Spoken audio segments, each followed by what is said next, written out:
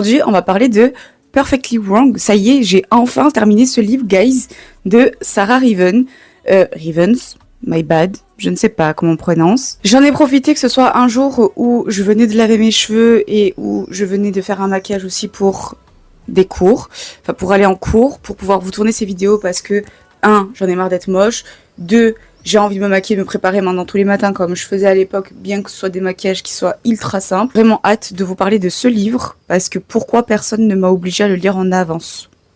Pourquoi personne ne m'a obligé à le lire le jour où je l'ai acheté?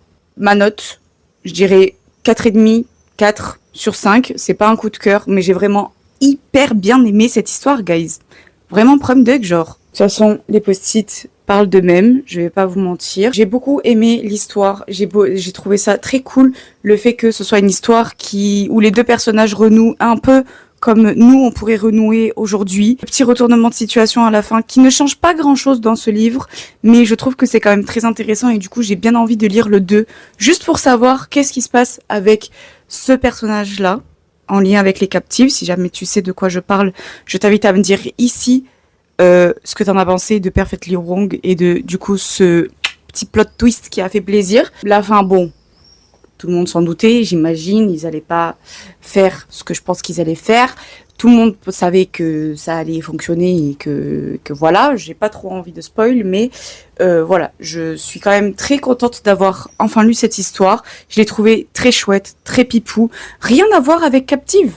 Et c'est ce que j'ai aimé. Voilà, je vous le dis, j'ai vraiment aimé le fait de pouvoir sortir un petit peu de cette histoire dans le 1.